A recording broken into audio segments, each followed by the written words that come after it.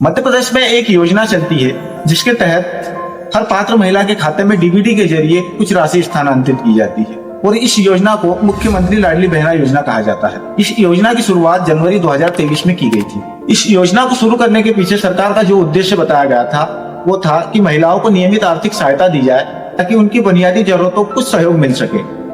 शुरुआत में इस योजना के तहत 1000 रुपए प्रति माह दिया जाता था, जिसे बाद में बढ़ाकर 1250 रुपए प्रति माह कर दिया गया और अभी वर्तमान में इस योजना के तहत पात्र महिलाओं को 1500 रुपए प्रति माह दिए जा रहे हैं। और सार्वजनिक रूप से उपलब्ध जानकारी के अनुसार इस योजना में लगभग 1 करोड़ 26 लाख महिलाएं जुड़ी हुई है। साधारण गरीब के जरिए समझे तो 1 करोड़ 26 लाख महिलाएं और उसे 1500 से गुणा करें तो लगभग 1890 करोड़ रुपए प्रति माह का खर्चा आता है।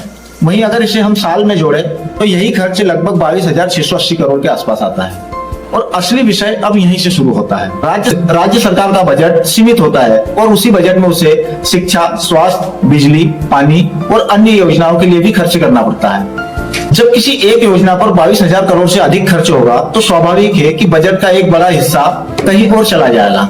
जब पैसा कोई बाहर से तो नहीं आता है।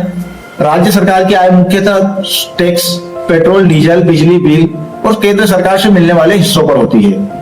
बाकी कामों में बजट कम मिलेगा या तो फिर नए कामों को रोक दिया जाएगा। ये योजना कोई एक बार की योजना नहीं है, हर महीने चलने वाली योजना है। इसका मतलब साफ है कि सरकार को हर साल इस बजट की दोबारा व्यवस्था करनी होगी। यदि भविष्य में लाभार्थियों की संख्या बढ़ती है या प्रति माह राशि बढ़ाई जाती है तो वह खर्च अपने आप अधिक बढ़ जाएगा। हम इस वीडियो के जरिए किसी को यह नहीं कह रहे कि किसी को सहायता मिलना गलत है।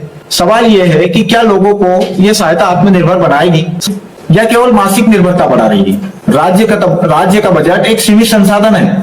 हर योजना का असर किसी न किसी क्षेत्र पर जरूर पड़ता है। इसलिए किसी भी योजना को केवल भावना से नहीं बल्कि उसके वित्तीय प्रभाव को समझकर देखना बहुत जरूरी होता है। ये जानकारी किसी के पक्ष या विपक्ष की नहीं, सिर्फ तथ्यों को समझने की है।